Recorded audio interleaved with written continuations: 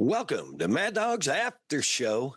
You're along for the ride with the Mad Dog and Cole the Desert Rat Barrel.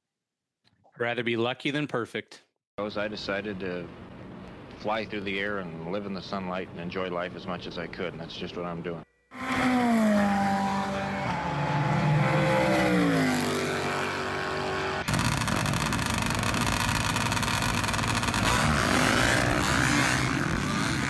Okay, it's happening. Everybody stay calm. What's the procedure, everyone? What's the procedure? Stay Man, there we go again, kicking off with the incredible, inspiring words from the unbelievable Mr. Evil Knievel, flying through the air, living in the sunlight, and enjoying life. You know, living in the sunlight, it's not possible without a few very important people. That, For sure. of course, being our first responders and our brave men and women of our armed forces. Let us go enjoy the sunlight. Let us go fly through the air. Always got our backs. Keep us free on our home court. And we could not go and should not go any farther in this podcast without thanking those brave men and women of our first responders, of our armed forces, and of course their families that surround them. Yep, absolutely. And a special heartfelt shout out to all of those families that gave all, the families of the MIA, KIA. We appreciate you all. While we're appreciating people, be sure and get over and check out Assault Industries, Assault UTV. You can find them, Assault.com. Of course, Kicker Performance Audio. Find them, kicker.com. Bomber Eyewear, Bomber Safety Eyewear, Bomber Floating Eyewear. Find them, bombereyewear.com. Of course, Hey Keeks Marketing. Find her at heykeeks.com. And Shutter and Whirl Media. Find her on Instagram at Shutter and Whirl. Go to the bio and click on the website because it's really long and I don't want to say the whole thing. So, man, what a week, dude. I know this is going to be a couple weeks post race, but dude, you had an exciting weekend last weekend. I did. Back to the desert. Finally. It had been a minute. It had been actually far too long. So yeah, I was essentially counting down the months, weeks, days, hours, minutes, seconds until I could be out there with my friends doing what we love. And let's just jump right into it, huh? Yeah. So let's share, in case you missed the announcement a couple of episodes ago. Cole has taken on, as well as multiple other things, including babysitting me on these podcasts and making sure I behave. He has taken on the crew chief role of a 1600 car, which is a Volkswagen powered rail type desert racing buggy. Oh man, you just explained it so much better than I've been able to explain it to anybody who doesn't know. So first of all, congratulations on that. Yeah. Thanks. 1600 buggy, like you said, it's a 1600 cc single carb. Got to use torsion bar fronts and rears, just like your Volkswagen would be. It is a rail type frame. You can have one or two seats. The trade-off being with a two-seater, you get a little bit bigger restrictor plate, a little more airflow. So I think there's a bit of strategy that goes into that. But yeah, first and foremost, starting with the 1608 team, my lifelong friend, Lance Gross. We're finally taking the desert on four wheels. He's the guy I've known all my life, or I should say I've known him all of his life. A couple years younger than me, and our families go back well into the 80s, back in the golden era. But just first and foremost, man, we kind of laughed about it afterwards, jumping way ahead, but it's like we knew that someday we'd be out in the desert racing cars. We just didn't know where, didn't know when, and certainly didn't know how that was going to happen. So this particular program came together extremely quick. In my recollection, yeah, go ahead. That was my next question, was how did all this come about? So good Good leading. Great segue. Takeaway. Yeah, not a sponsor. Maybe we should call them later. Right. So yeah, what's interesting about this, and not trying to air someone else's laundry, but essentially that there's an idea to go desert racing that's essentially still in process. Just like any race, any series on Earth, it's a lot more work than initially thought and a lot more money. So not to discount this car, but essentially what this 1608 chassis is it's the plan before the plan. It's the plan. It's the way to go racing while we get ready to go racing. So yeah, this whole program came I love together pretty quick. We were essentially ready to go to the first round here in January. And then Lance, the man who's the man behind the whole program, he said, let's go do the desert championships in December. And it was like, I felt kind of caught off guard, but it was like, all right, well, there's in and there's all in, and I'm all in on this on this new adventure. So we're all in. So couple weeks, I mean, I got to see the car in person 2 times, and I kind of took my notes, and I took 6 million photos, and I just and I'm glad I got to see interact with the car twice before the race. But it was essentially go front to back on the car and just learn everything you could about it without there being a problem. And yeah, so away we went. Looking back, once again, I'm kind of jumping around, but it'll all make sense here in a minute. The first race was going to be the first race next year. And so now, hindsight, now that's done and dusted, I'm so overly joyful that we were able to put this program together to do the last race of the 25 season, as opposed to having the first race be our first race, if that makes any sort of sense. Yeah. So, took it as a shakedown, and Lance and I really didn't have these conversations because it's at the end of the day, it's for fun and it's really not important. But I guess we didn't really know what our essential goals were besides go sign up and run the car. Quickly learned that M.O.R.E has 100% guaranteed payback if you finish all the laps. And I go, great. Well, that's immediately our objective, right? Yeah, absolutely. Because we want to finish all the laps. They don't want to scrape our race car off the race course, and we want to get some money back. So yeah, that's a beautiful objective to have. So I'm actually just kind of poking around on the website here, just kind of reminding myself of some of the things that they were offering. But in our class alone, which was certainly the biggest class, both turnout wise and financially, Weddle, for our buggy friends out there, world famous transaxle transmission builders, they called it the Weddle Sweet 16 Shootout. 15 cars, 20 grand prize purse. 20 cars, 25 grand prize purse. 30 Wow. cars, 40 grand. All 1600s who finish get payback, product prizes for top 10 finishers. So wow, that's a pretty great objective to start the race. Coming from the bike side of things, where you sign up and you go home, and maybe there's a plastic trophy in between, but other than that, you don't exist. So it's Right. so to see this class have so much payback, and not that that's the point of it, but just to have help and support, that's just so exciting, right? For sure. So Lance got to shake the car down basically twice, which thank God he did, because essentially the air filters were falling off on the first go around. So that was a nice thing to find out. His dad has got, let's see, it's 2025. So we're looking about 45 years experience of off-road racing now in cars and trucks.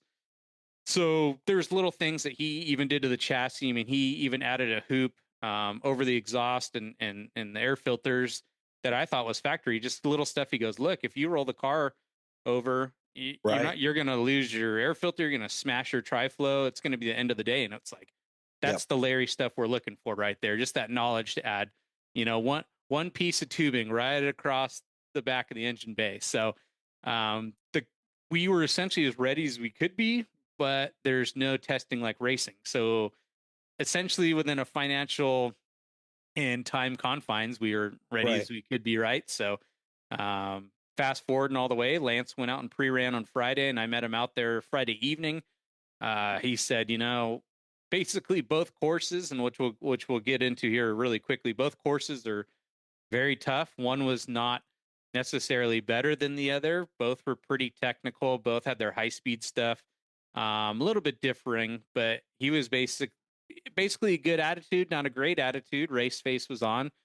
We rolled in a tech and contingency, which is always scary for a new series, right? Because Lauren, for sure. I would love to hear your war stories on this, but I can only imagine you're 2 hours into contingency and they say, no, you're supposed to have a blue sticker on the side of your co-driver's helmet, not a red one, whatever, right? There's all this minutia that's going to come bite you in the ass. But luckily we didn't even have that experience. I mean, we had, I would love to. I'm gonna have to re-listen to this a year from now and see if I still feel so joyous about the series. But we had such a good experience in tech and contingency. It was like, right. the owner of the series, he was right there, and he said, "Hey, welcome, and you picked a great one to start racing with us. And there's a lot of money in your class. And hey, where do you want the transponder? Yeah, right here. Cool. All right. Well, have a good day. I mean, I think I've had more problems in bike tech and contingencies than I've had." In this class, I mean, it is grassroots desert racing, but we still got to have a set of parameters here, right? This is why we're all out here to race under the set of rules.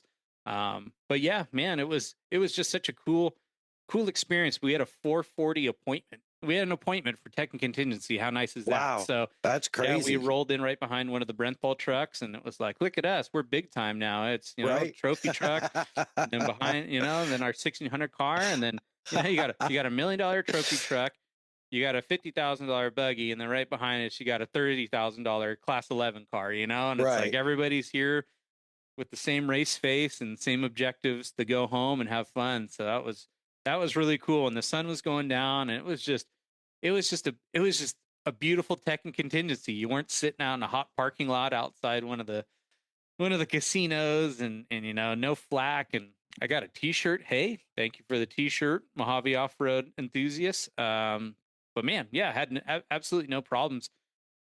And then we kind of, ever since it was like, okay, well, we got through tech and contingency. Well, now qualifying's at 7 a.m. So kind of you start getting into that race mode right then and there if you hadn't already been, right? So yeah. Got our fire pit going, and got our food going, and got our pits really set up, and just kind of went over some last minute stuff, just sort of nut and bolt check the car real lightly, and just kind of made sure everything was good. But yeah, Saturday 7 a.m. Not to interrupt you, no, please interrupt. To preface all this, so people know, man, this car, literally, this was a short notice deal because he just got this car, a couple of months ago?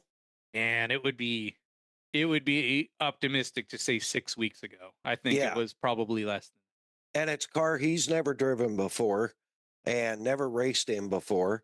Don't know when the last time it was raced. So, I mean, just to preface that for everyone, like, you get a brand new car to you that has been raced before, but you don't know when, that you have to make legal for a series, prep it for a race on 3 or 4 weeks notice, and just pray to the racing gods that you're legal for 1, and 2, that you finish, because you're in the desert. I mean, and it's an air-cooled Volkswagen 1600 motor. It's not like you're dealing with an LS, that you could, I have a problem, I have to plug in and see what's up. And it's not like you guys know corner weights and front rear weights, going into it. It's stuff you have to learn, and chassis setup, and getting some kind of chassis setup. I just want people to understand the complexity, because you really simplified the preparation, because you guys are good, obviously, but it's like, people, this was like, for most people, this would be a mental breakdown, grind, stress to get to a test run during a race where there's actually money involved and everything, which is a nice bonus. So, all right. Now, carry on. I didn't mean to interrupt No, you, no, but man, I'm actually extremely glad you said that because I left out some major parts. But yeah, just in the shakedown of this car, uh, two big things. It was like, here I am, and I want to ask him so many questions on the shakedown. You know, how did it feel? What do you want to change? Ba ba ba ba ba. And Lance is just a humble dude. He goes, dude, I've never driven one. I think I've probably only driven your Volkswagen. I don't even know what this thing is supposed to feel like. So this could be the fastest car of the group. It could be the slowest. I don't know. That was the theme of the weekend was we yeah, don't know. We just don't right. know. So I mean, talk about a lesson in humble pietism, but but it was real. It was like, hey, we're going down there. We know that the car is supposed to have four tires and fuel in it, and other than that, everything else is going to be a learning experience. And like you Yeah. said, Lauren, like we don't know what the ratio is on those torsion bars. We don't know how if this car's been crashed. We don't even technically know that the chassis is straight. And I feel that we can besmirch our own people, but man, anytime there's a race car for sale, there's a reason it was for sale, right? Right. Whether it was, hey, we're over it, or something much worse happened, right? Yeah. But no one has ever said I'm so happy with my life in this race car that I have to sell it. So there's a lot of that going into it too. I mean, you just kind of wonder about stuff. Oh, so in the shakedown, air filters fell off. Found out the fuel cell was leaking, and the company that could even could even give a half a promise of it maybe being on time. Um, they basically said if we crush it the Wednesday before it's going to take us 3 weeks. Wednesday before the race, we'll have this aluminum fuel cell fixed. So obviously, spoiler alert for the fact we went and ran the race, obviously got the fuel cell done, but that was just another thing where it was kind of like Yeah. Monday, Tuesday, Wednesday. I'm sort of sitting here at my desk and I'm like, well, I guess we're going racing, but I don't know because the car owner doesn't know. So it's sort of Right. like everything's pushed to the garage door, but where are we going? I don't know. So just Yeah. exactly. So just little stuff like this. And then there's some stuff on that car that you can no longer buy that I'm not at this point willing to talk about what's on there. Such a silly thing, but like I'm just Nope.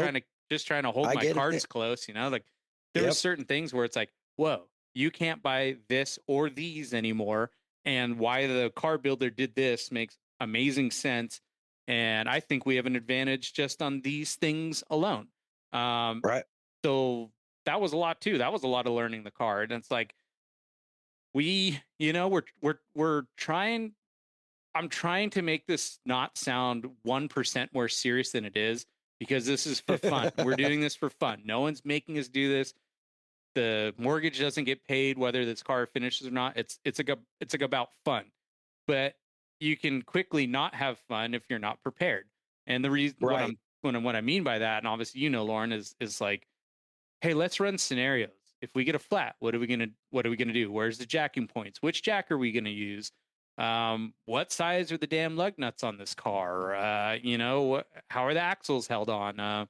We break a torsion bar, are we pulling in? Are we trying to do hot pit? Are we done for the day? There's just all these scenarios that I'm trying to run by, and I'm trying to not freak Lance out, but also my job is to sit and watch the race car go by for 4 hours a day. But there could be a hot 5-10 minutes that I need to know things, right? Right. So jumping back. So to get back in the timeline of things, we were us 16 cars and the 11 cars were the only ones that were qualifying Saturday morning. Just because they're the biggest classes. And generally in desert racing, I mean, at this grassroots level, it's much different than qualifying on a loop race, or no, I should say Right. on a point-to-point long distance race.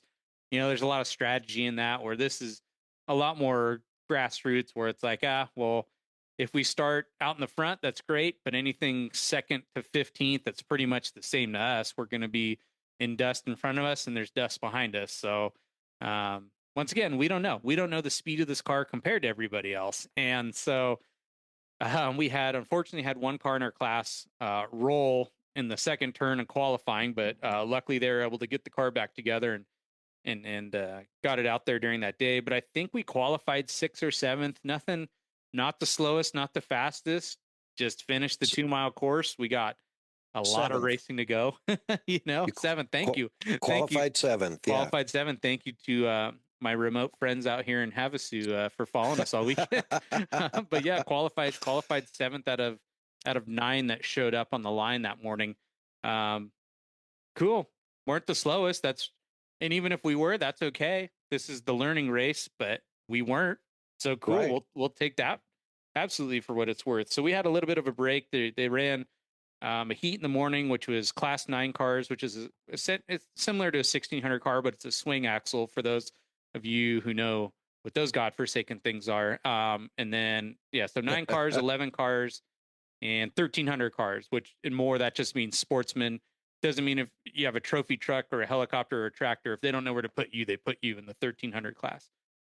So we had a little bit of time to just kind of listen to radio chatter and, never want to gain an advantage over somebody else's demise. But it's like, hey, this car rolled at mile 4. Hey, Lance, did you hear that? Look out at race mile 4. Hey, these people had a problem at 12. Okay, look out. It's just, like I said, I hate to take an advantage of someone else's demise, but 1, they're not in their class. 2, everybody was okay.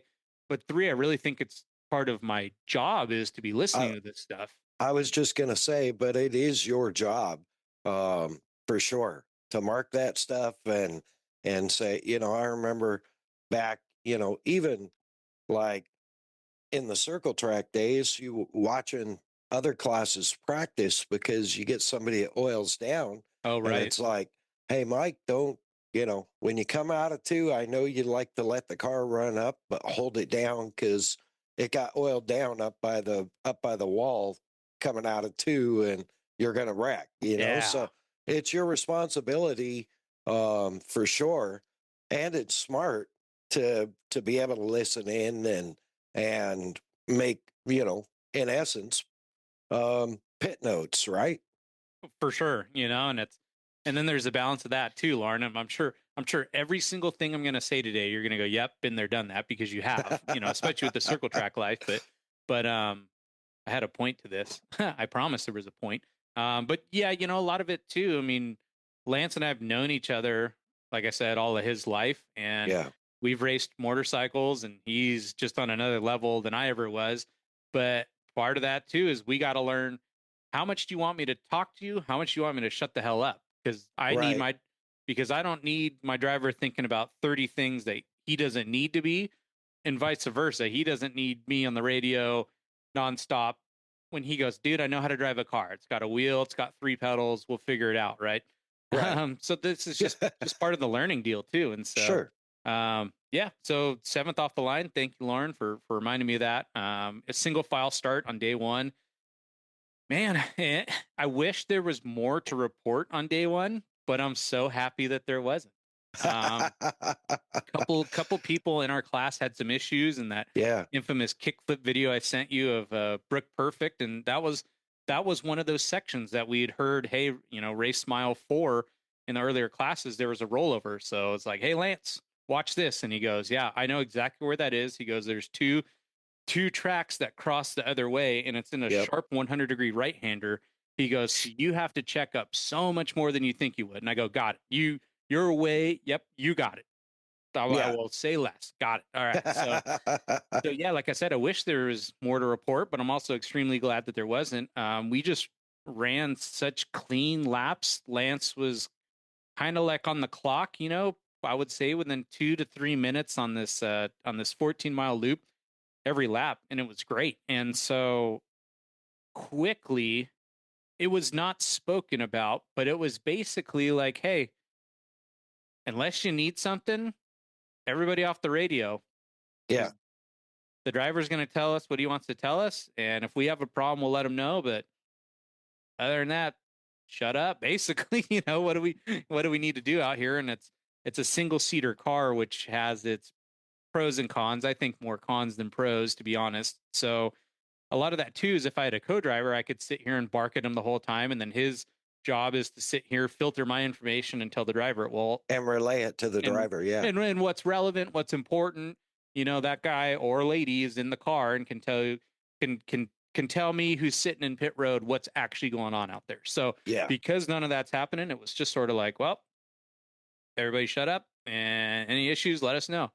So, I mean, Lance ran a great 4 laps. On his 5th lap, his dad got on the radio and just said, 16:08, you're looking great. Said, thanks. And then 10 miles later, he finished day 1. So started 7th, lost a spot, gained a spot to finish 7th on the first day. Yeah, that was great. Yeah, and his lap times, I mean, when you consider the very first lap that all the 1600s did, and I know you didn't have privy to this, I don't think, but I was watching live timing. What Okay. they call it, live timing, but it's one about a lap time behind. Yeah. Yeah, it's one lap at a time. There's no segmented timing. Yep. And the live stream at the same time, which is, limited. I mean, for a grassroots series, they did an okay job. They could use some new announcers, um, in my opinion, a little more excitable with a little more information about car numbers coming through and stuff. I see what you did there with the more puns. Very nice. Yeah. But anyway, yeah, no, um he started out, I think if I remember right, he ran a 19 something the first lap, which put him about 3 minutes or 3.5 minutes behind the fast lap, the number 1 car, for the day. And it seemed like he brought it down by maybe a minute. They don't have an actual per lap breakout. Nope. But it seemed like he got down around the 18s, still gave up a couple minutes a lap to the fast guys. But 2 things. One, the really fast guys have been racing all year and they're in the championship battle. The first, as I understand it, the first and second place 1600 cars that swapped back and forth all weekend were in the championship points battle also. Yep. So, Correct. Yep.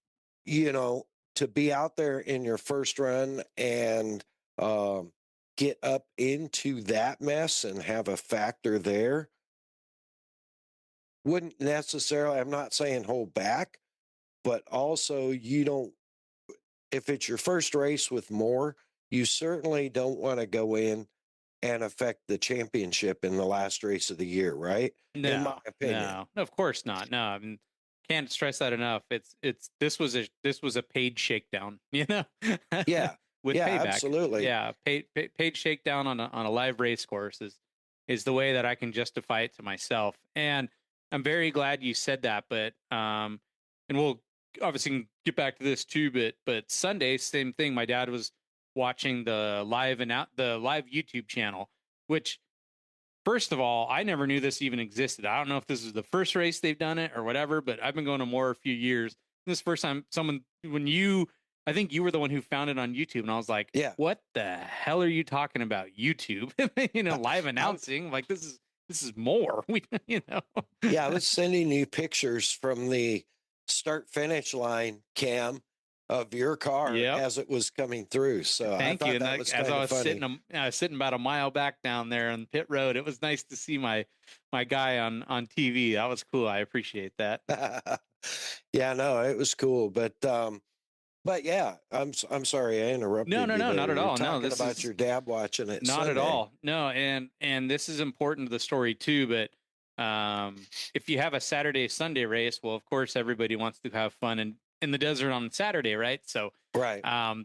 Point to that being, we had so much help on Saturday. I mean, we had, without listing everybody name by name, I mean, we had roughly about 15 people that could either have a job or could back somebody else up or could go remote pit or whatever. And so what ended up being so fantastic about that, to get this whole point back around, was that my dad and Lance's dad, without nobody talking about anything, they've just been doing this forever, pen and paper, live scoring themselves. Okay, this 1608 got around 1622.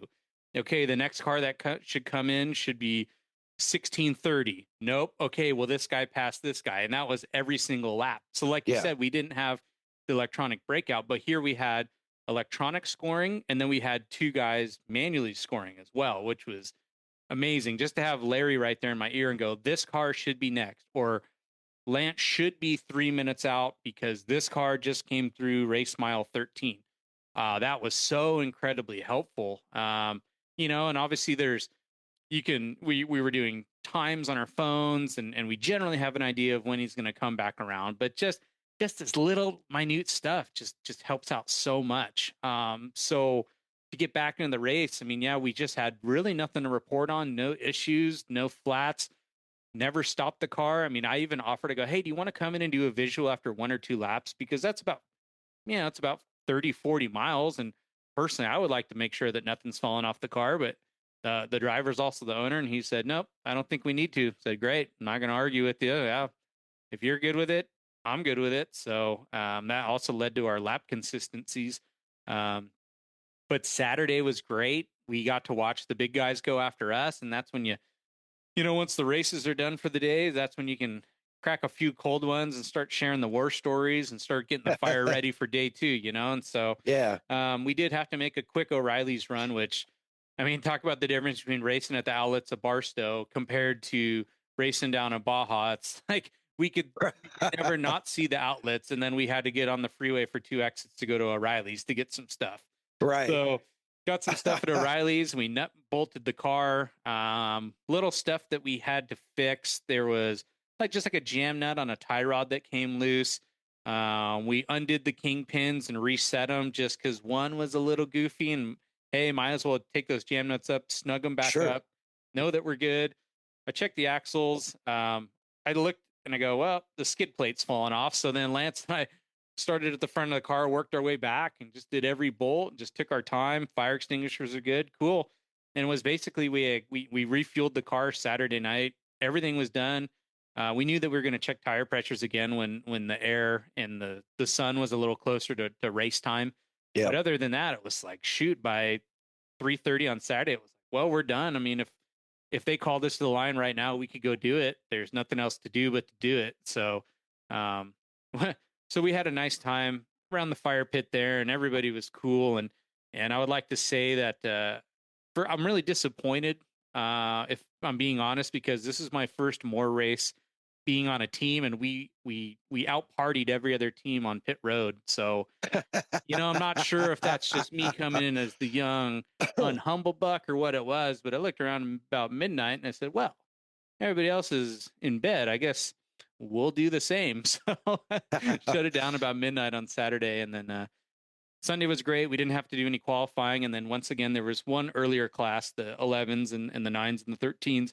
And then our race time was 9:45 on the South Loop. And so I didn't even address this. But for those listening, it was kind of interesting. They had a Saturday course. We'll call it the North Course. It was 14 miles that ran sort of up towards the outlets of Barstow. And for those who know, you started at Maine and kind of work up in the foothills up there. And there's a bunch of radio towers. Well, day two started same exact pits, same exact everything. You're not moving your stuff, but now you're running south, and you run south towards, once again, for those who know, like the Apex Kart Track or Bell Mountain, Johnson Valley. You're just heading back this way, which is generally Right. a little smoother, a little faster, a little less hills. And so I remember telling you that day, Lauren, and go, well, I just think this course is going to treat us a little bit better. I think it's a little bit more just hold your foot to the floor and shut your brain off, which we're very good at doing. Well, he's very good at doing. I was never that good at shut my brain off and let me go fast, but we just kind of had a good feeling, go, this is kind of more of a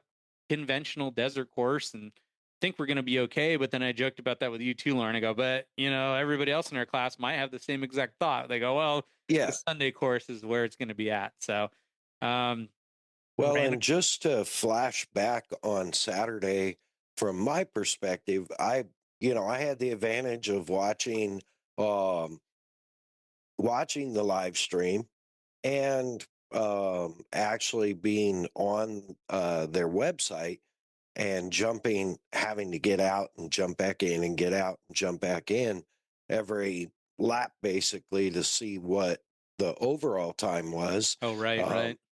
because they don't break it down per lap.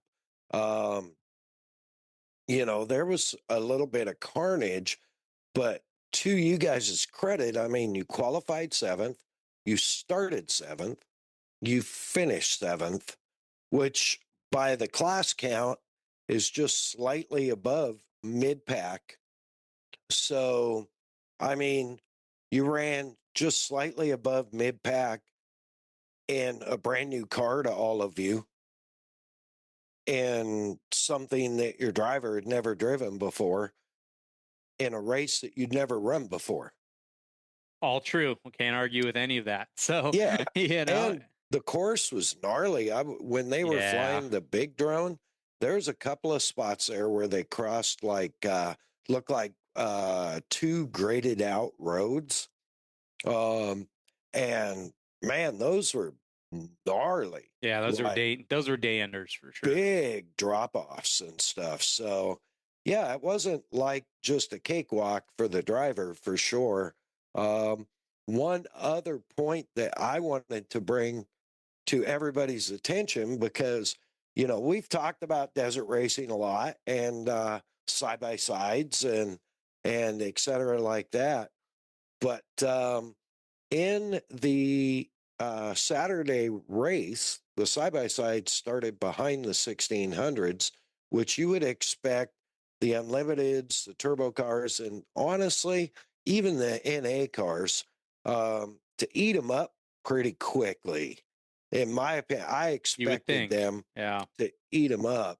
And by my calculations, if I remember right, you guys only got passed by a 2900 car, I believe, which is a turbo car or an unlimited car, and one naturally aspirated side by side. So, I mean, that's pretty damn good considering it seemed like the guys running the side by sides were all well known to the announcers. So, obviously, veterans of the series. Um, Man, you can't complain about that. No, and to be so honest and so fair, I don't think that M.O.R.E necessarily caters to the UTV side of things, and vice versa. I don't For think that sure. if you were going to go races side by side, I don't think that this would be your first go to. Not saying that all aren't welcome. It's just not. It's just a different the to everybody listening. Just the UTVs are running the world in off road racing right now, right? Right. Right. No one can argue that. No. So more would not necessarily be something. Now you want to get your feet wet. I can't think of I'm already a believer. I mean, I could not had a better experience in tech and contingency. I go, yeah, it's great, and not too many guys in those UTV classes, but yeah, if you look on Race Desert or get online, which is nice and toxic, the 1600 UTV debate is alive and well still, which is it's funny to have a car which is called the UTV that's going against trophy trucks, and you have a car that's called the UTV still going against 1600 buggies. It's just Right. kind of where we're at in the world. But yeah, man, boy, were those lights bright when I saw that 2900 pass us, man. He had the full Yeah. KC roof rack on and the headlights in the bumper barn. I was like, okay, just let him go. He's not in our class, man. We don't, Right. Right. and Lance is by himself. I don't even know if we have a mirror on that car, which I don't think we do. So anyway, just getting totally sidetracked there. Yeah, mirrors when you're racing, mirrors are for the past. Well, yeah, because why you want to look back? You're Yeah. not moving forward. That's right. AMF. AMF, and it Always doesn't moving stand forward. for what everybody thinks. It stands for what Cole just said. Always moving forward. Amen. But Preach. man, yeah, that Sunday was cool. It was just the fact that they, for whatever reason, they said that they had more room on Sundays, so they started them two at a time as opposed to single file, which didn't make any difference to me. I guess it would be more exciting to watch on the YouTube for sure. But sitting there in the pits and all, it's timed racing, and I'm sorry I'm jumping around so much, but it's just kind of coming to mind. Lauren, I'm a card carrying. I can't even just say NASCAR, but I'm a card carrying stock car fan. I'm a circle track fan. I love all that kind of racing. And I sort of had this weird moment to myself on Sunday. I go, there's obviously strategy to this, but the clock is never stopping. There's no, I'm going to run behind this guy for this many laps and see if he makes a mistake, or our pit strategy to when they're going to come in. It's just so different. We had no planned stops, and the clock doesn't stop. You're out there, quote unquote, by yourself, right? So Yeah, it's as much as your body and the car can handle. It's so interesting having my mindset in the circle track racing all last year to where now I had to reteach myself again. Oh, yeah, you can pace yourself, but really, like, the clock is who you got to talk. The clock is who you got to answer to, not the other guys in your class, right? for sure. So the fact that Lance was just able to run such good laps, even on the Sunday, same thing. I mean, he was between the 18 and the 20-minute time range. Fast forwarding to lap 3, Jack and I, Inglewood Jack was there. My brother, many people call him Sir Jackie. Sir Jackie was running the radios. Yep, that is his world. He was on the PCI race radio there and in our camp, and had the big tower and stuff. But anyway, the race car was coming in, and this is the important part to finish that Saturday Sunday conversation. But Saturday we had 15 to 20 people. Sunday we had 5. So it was like, okay, now we got to figure out our resources here. So it was me in the hot pit, Sir Jackie on the radios in the cold pit, which is the same location as the main pit. Then we had Larry and Sebastian out between race mile 3 and 8, kind of remote pitting. And then we had one other guy sort of on the north end of the course. So that's still a lot of volunteers for a grassroots racing series. But man, to have a third of the people we had on Saturday, that's when it got creative. Like, okay, we need to be really smart about who we have where on the race course and who has what parts and who has what tools. That kind of made it fun. It wasn't everybody going, I want to help. It was like, all right, well, we're kind of screwed, so now let's figure it out. It added a fun layer for me anyway. Yeah, for sure. I have a question on that. Absolutely. So, when you have your guys out like north end of the course and remote pit, are you guys communicating on a different radio channel than your channel with the driver? We're not, and that's not a brilliant idea. What that is that's just technology and range doing the best we can. Gotcha. There was even a point on Sunday where I needed to get to Larry, the owner of the car's dad, to let him know about the issue that we were having. And we could not get our race radio up and over the hills past the race car to Larry. We just didn't have the range. So thank God for technology. I texted Mike the Bull Farrell and I said, hey, text Larry that this is what's going on. So luckily we could still, there's between cell phones and texting and radios, and you're, once again, you're not in Baja, you're not 500 miles from somebody, you're 5 miles from somebody, but we still couldn't beat the physics of hills and mountains and everything. So yeah, so great question, but yeah, we're always in contact, but no, we didn't have a separate channel. We basically had 2 that we're bouncing between, where we wanted always to have one on the race car, of course, especially him being by himself. There's just so many issues you don't want to have to think about, but you got to think about. Yeah. And then also our secondary channel was the M.O.R.E relay. So we could hear what was going on with other people in the course, any issues coming up, any black flags, anything at all. We knew that the race car and M.O.R.E relays where we needed to be. So of course, if we had a third channel, we would be, could call a code name and go, hey, get off the Lance channel. And then we could, mother truck each other on that line if we wanted to, but no, we did not. And brilliant idea, and something to certainly look forward to going into the next one, but just didn't. So did you have something to say? I heard you breathing in real hard. Well, no, I just no, I think it'd be great if you could do that. Certainly understand your dilemma with the radios, and there's not somebody out there with a 10,000 watt repeater Yep.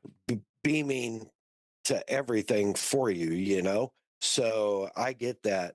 The other thing I was going to ask, and maybe this falls into where you're going to go with the situation on lap 3, but if you have a remote pit, is the crew allowed to work on the car in the remote pit? Yep, absolutely. Yep. Okay. So, But what about on course? Is it no, like pretty much every series where it has to be completed by the driver or co-driver? nothing like that. And, you know, kind of, lack for a better term, kind of showing my ass here, but a lot of it is reading the rule book, right? And Right. understanding all that good stuff. What I joke about is in the main pit, you have, and this is all relevant, you have your cold pit, which anyone could be in, and you have your hot pit. And hot pit, that's for banded crew members, sign the liability, get the t-shirt, all this stuff. You can't Yeah. cross this certain line and you have to have high vis vests on, which is why all this photos I had high vis on, because that's the rule. That's if you're going to be out in the hot pit. So all of that to say, we're laughing because you can cold pit or you can remote pit anywhere on the course. Only rule is it has to be mobile. So that means you can't have a trailer sitting out there with your pressure pro and all this stuff. It's a mobile pit. So it's a spirit of the rule. It's, hey, you better be able to unload your truck and pack it up by yourself. It's a, how do you navigate that? How do you whatever? Because they're not signed and banded to any certain race car. So what makes them a spectator as opposed to someone who's helping all this stuff? So anyway, it's Right. basically no holds bar, 150 feet from the race course, has to be mobile pit. But I'm thinking about all these procedures and things that we follow in the main pit for very good safety reasons. And I go, but if you go 300 feet that way or you go 300 feet that way, all of that goes out the window because now you're a remote pit. So I don't know. I mean, it's just it's something to think about. And then in order to actually sign up for the series and go run your car, it's a great safety thing, but you have to have a pit boss, and the pit boss cannot leave the pits while your car is out on the race course. And so that was my job. So Right. I think that's one way they keep it from having you, one friend with a pickup truck out in the boonies is your only pits. So I think that's kind of one way that they sort of control the chaos of that. Sure. But the Okay. nice thing is it's not, being grassroots racing, you have a little bit more freedom. Right. And that's Yeah, to yeah. say, that's not bringing down other series. That's saying the good side of this is, hey, we can remote pit kind of anywhere we want or need to. And we don't have too many rules to follow, which is great. It's, Yeah. Yeah. it's pros and cons. It's when you're doing the big time stuff, you're doing the big time stuff. But when you're doing the grassroots stuff, that's got its own issues. But they're not going to hold the candle to you for having a spare tire out in the middle of nowhere for you. So, Well, and there's also something to be said for the spirit of the rules and the spirit of the competition and respect for the grassroots series, right? So absolutely. Um, yeah. So the nice thing is you can kind of have anyone anywhere, just got to stay 150 feet off the race course. right. So, and that's whether you're spectating or remote pitting anyway. Gotcha. But yeah, to bring it back up to speed to that lap 3, Yeah. we could hear that the car was kind of maybe trying to radio in to our hot pit, but we couldn't really tell. All we heard was brr, brr, brr, brr, brr, copy. And I looked at Jack, who was probably 50 feet away in the cold pit, kind of looking at each other like, was that our guy? I can't really tell. The next thing the car comes in. And so I jump off the trailer with no context, no nothing. And I just stick my face in the quote unquote windshield in the A-frame. I go, what's up? He goes, hey, it's cutting out at top end. And he goes, change the coil. Great. Well, guess what? One of the things we figured out looking at this car was that it already had a spare coil right next to the main coil, which is like a classic Nice. Volkswagen trick. But thank God this car had it. I mean, it's to the point where even on my street car, you kind of carry one with you just because it's a coil and it's could be the difference between you getting home or not. So Right. So man, main plug and then the two small plugs, bam, bam, bam, fire up the car. No, it wouldn't start. Okay. I switched 2 more wires around and the car fired right up. and he was in and out of the pit. I mean, we could watch the GoPro footage, and I would hope it was under 2 minutes by the time I got everything squared away.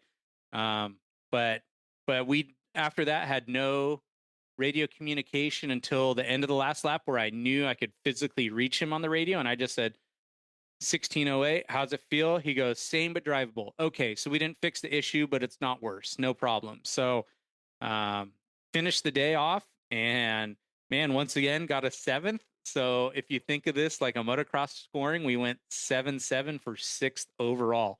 With it wasn't even the coil was the issue. So it could be a carb. It's a Volkswagen. They load up. Could be spark plug. Could be wires. But just for our on-the-fly fix, didn't change anything, but didn't make anything worse. So, yeah, to kind of land this plane, 7-7 for a 6th place overall for the weekend, and we finished all the laps. So there's a check in the mail, and help us get to the next one. And then also, man, shout out to PCI Race Radios for us lonely little team getting 6th in the 1600 class. Got couple brand new PCI handhelds. So thank you very much to our friends at PCI Race Radios. Oh, that's cool. That's really good. And I'm a big fan of the PCI, having used pretty much everything out there.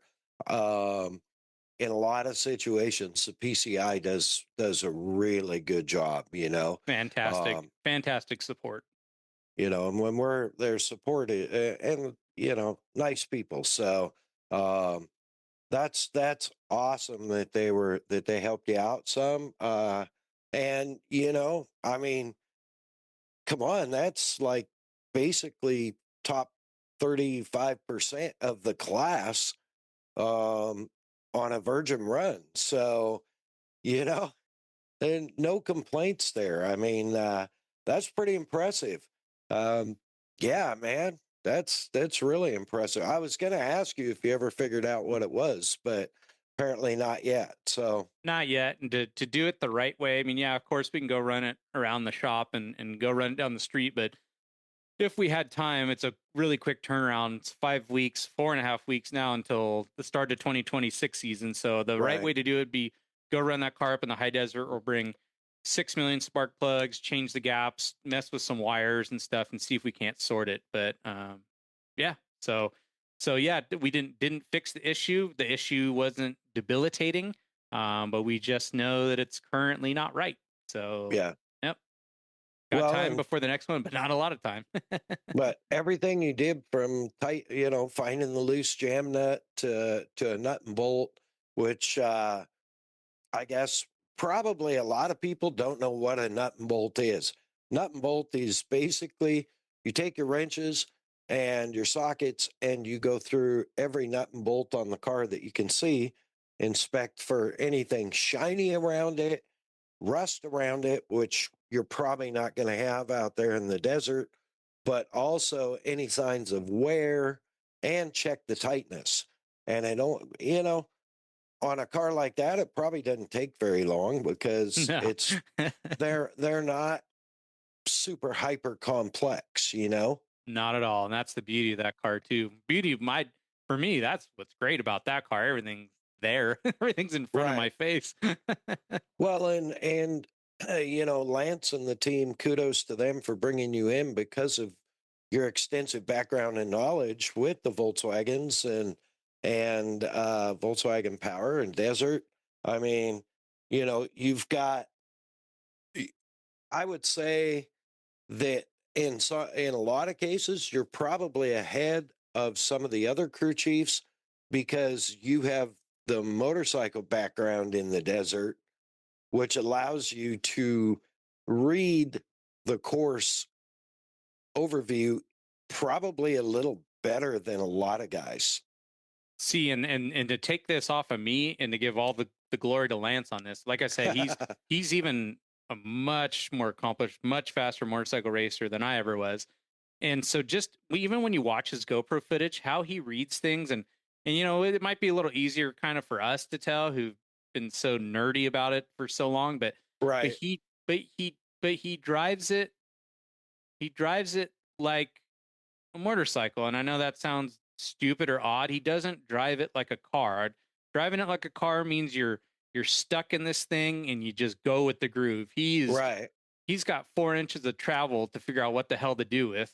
So just like a motorcycle, he's going to go around the rain ruts. He's not going to go in the berm. He's going to cut through stuff. He's going to be a lot smarter. And you can, once again, to give all the glory to Lance, the fact that I can see what he's doing means he's doing an incredible job. And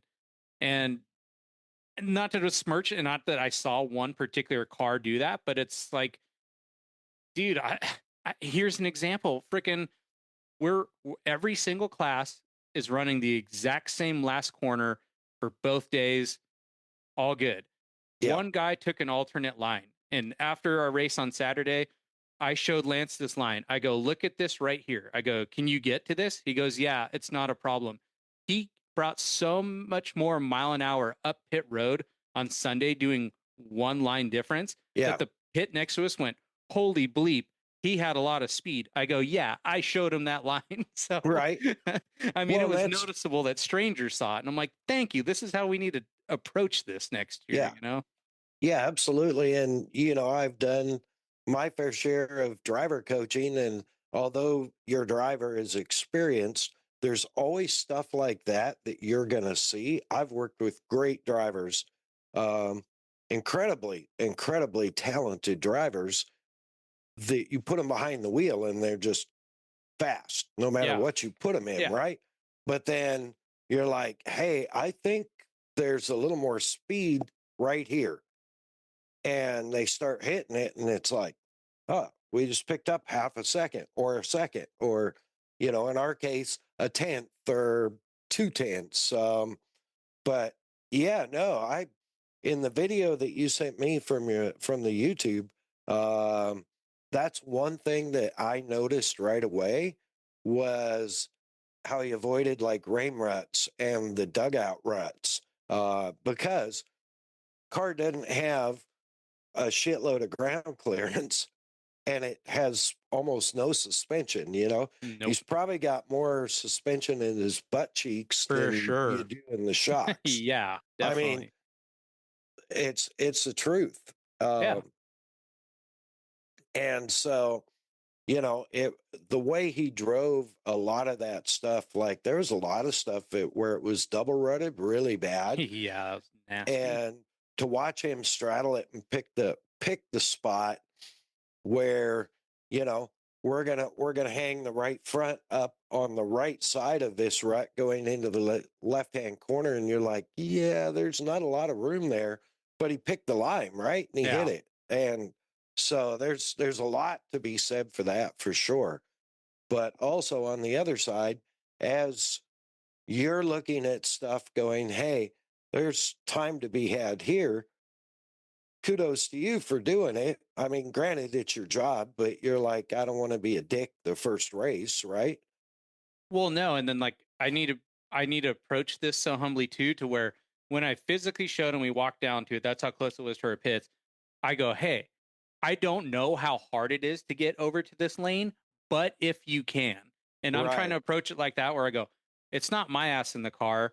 I've never driven 500 feet in this thing. I don't know how hard it is to get over there. And when you're at race pace and your eyes have been jostling at 50 miles an hour for 3 hours, yeah, you're probably going to miss it. But if you hit it, I think this is a great idea. So just, you know, trying to not step on his toes, but also I'm like, hey, like, you know, we can try it. And if it doesn't work, guess what? We got 80 miles to go. We can do it the other way. So yeah. Well, and to you guys' credit,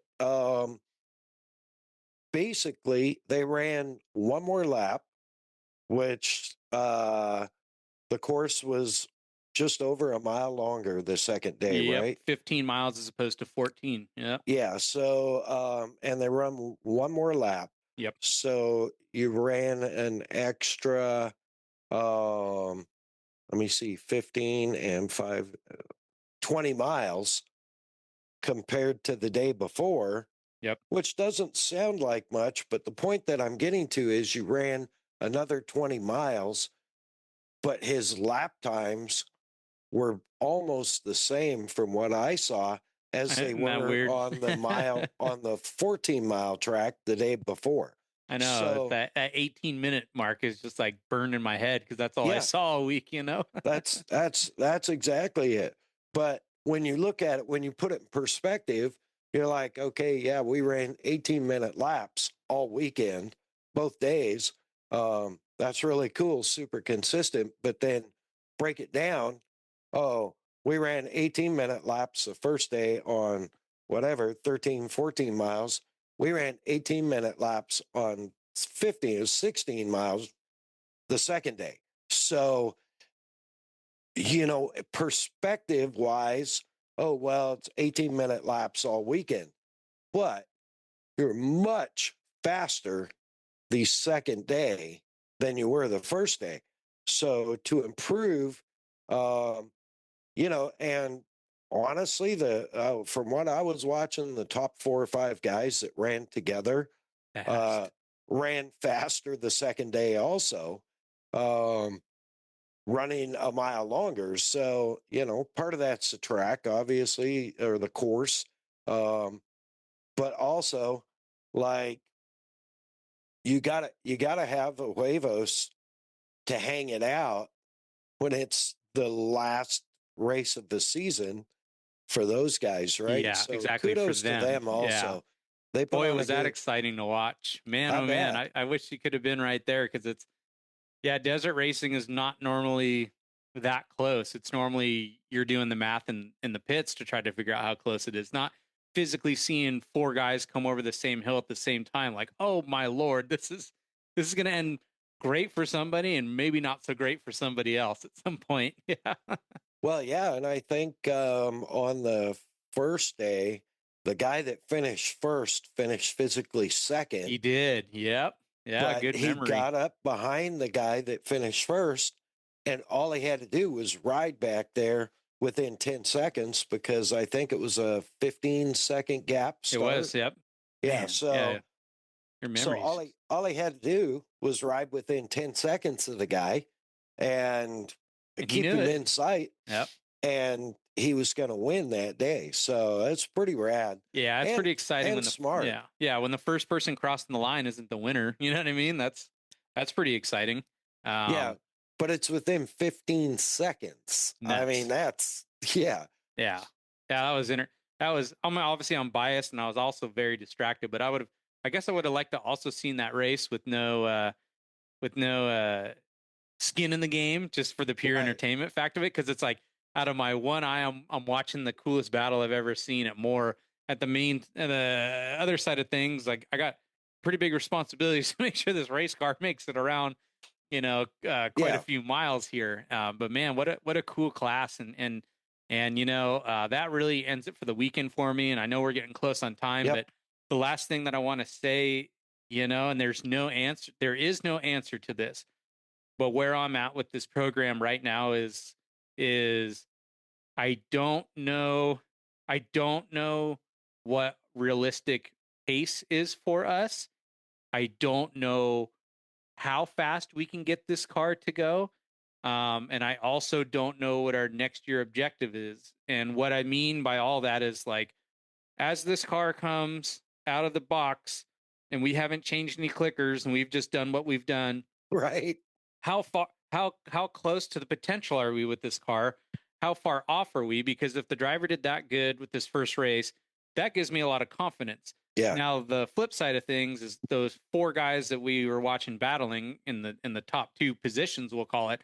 I've seen all of those cars out there at least the last 5 years.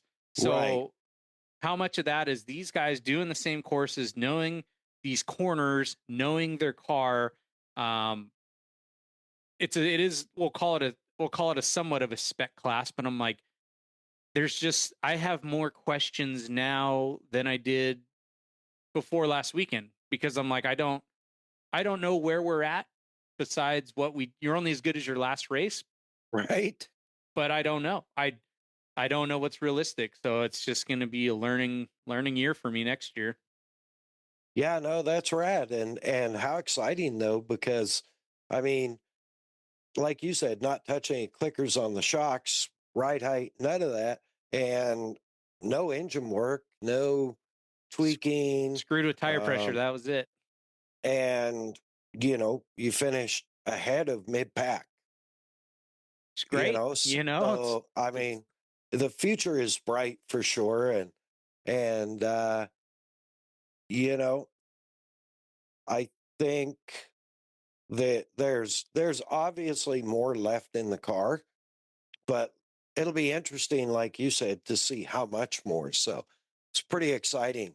Yeah. I mean, I'm trying not to put the cart before the horse, but I mean, you just sort of look at what the other guys who are going so fast got going on, and it's like, okay, well, they're a lot newer chassis, and these guys have been doing it a while. But at the same time, at the end of the day, you got to have a 1600 cc Volkswagen and a 4-speed transmission and 0 inches of travel. So it's Right. how creative. I can't call it a spec class because I think spec is a lot more strict. But I mean, there's rules we got to follow, and Sure. yeah, I'm just so curious now to see what happens with this pro. I don't see us doing worse. I mean, obviously we're going to have, it's desert racing. There is going to be issues. It's why it's a Sure. sport. But Yeah. other than that, it's like, well, if we're here not really knowing what we're getting into, it'll be exciting once we start getting our feet wet into this. Because Yeah, for sure. I'm certainly not ready to say I'm tenured yet, and maybe even Right. after next year, I might still feel like the new guy. So we'll see. Yeah. Yeah, that's rad, dude. I'm excited. It was exciting for me to follow it. I didn't get to follow the live stream on Sunday. Um, but I was definitely there in scoring and timing for sure. Yeah, So, no, and I um, I say this dead serious, Lauren. You helped me a bunch just with the photos, the timing, everything. I mean, you were doing it because you love the game, yeah, but it did help me a lot. So I want I to was actually personally wishing. thank you. Yeah, Oh yeah, for sure. I was actually wishing I was out there because I'd love to get out there and crew for you. man. Yeah, Um, well, no, pick your brain.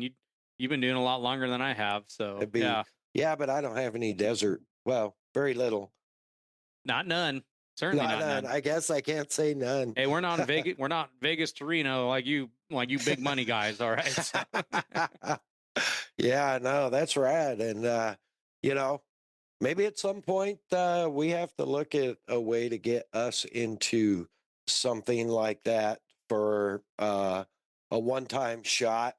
And I've talked to some of our partners about it and some of our friends about it, and we'll see what happens. So, Yep, open face helmets and a cooler in the back. Let's go. yeah, yeah, Yeah, sure. sure. Why not? Yeah, sure. My face is too pretty for an open face helmet anymore. Oh, that sucks. What's that like? Oh, but So, man, yeah. Thank you for letting me share my race story. But yeah, yeah, dude, that's exciting. I think it's a good place to land the plane for this Yeah, for weekend. And sure.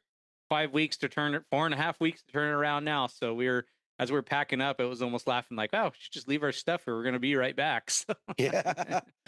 By the time this comes out, I should be done with the Boise AMA FIM North American Kicker Arena Cross Championships. Yes, sir. And we'll have spent the weekend there in Boise and got to see our good buddy Kane Smead Nice. at Off Road Adventures by Kane. That's not uh, what is it? I can't remember now. Anyway, yeah, and my good friends from Soundhounds up there. Looking forward to seeing those guys, and of course all the Arena Cross family and man, just working on schedule.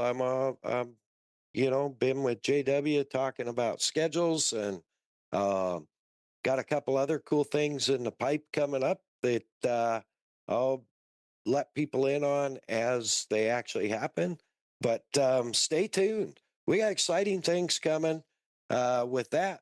Man, we got to be sure and thank our incredible partners and sponsors, Kicker Performance Audio, Kicker Off-Road Audio, Kicker Motorcycle Audio, Kicker Marine Audio, Kicker Badass Audio. Find them, kicker.com, on Instagram, at Kicker Audio, Facebook Kicker, YouTube at Kicker Audio, and every other Tuesday night live for their Kicker Unmasked live TV show, 7:30 Central. Of course, Assault Industries, Assault UTV, for all your premium off-road accessories and needs. Everything from gear to tools, Cole, experience the tools, Oh yeah. to whatever you need for your side-by-side, your UTV, your ATV, and your desert rig. Find them online, Assault IND, assaultind.com, on Instagram at Assault UTV, and on Facebook, Assault Industries. Of course, Bomber Safety Eyewear, Bomber Floating Eyewear, Bomber Almost Indestructible Eyewear. Almost, because we didn't even go into the fact that Cole's brand new bombers, in all of his melee in the pits and hustle, did their job, protected him, Yes. but will be replaced soon. Human error. They held up a lot bigger fight than anybody else would have. Let me give you that. Yeah. So you can find those at bombereyewear.com, on Instagram, Bomber Eyewear, or Facebook, Bomber Eyewear.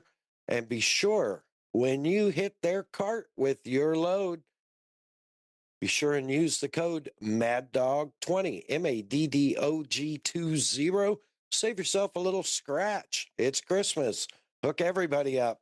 They're inexpensive and they're badass. Of course, Shutter and Whirl Media for all your photography and videography needs, from still photography to full video production, pre-production planning, all the way through post-production. Shutter and Whirl has you covered. Hey Geeks Marketing for all your website, social media needs.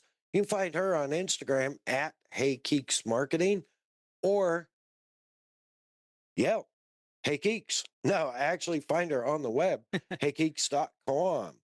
And of course, as always, my man Cole, Hi. my crew chief, keeps me going. All the work he does behind the scenes for Mad Dog's After Show, we're so grateful for. With that, Cole, do the speech. Make sure to rate, review, subscribe on your favorite streaming platform. Beautiful. Extra special shout out to my good friends over at M.O.R.E Helmets. I am loving that new M.O.R.E Street helmet. So sick. Dude, it's so comfortable. Anyway, we'll get into that in another episode. With that, I want to say thank you, and God bless you, our fans. God bless our first responders. God bless our military. God bless our veterans. God bless America. Mad Dog out.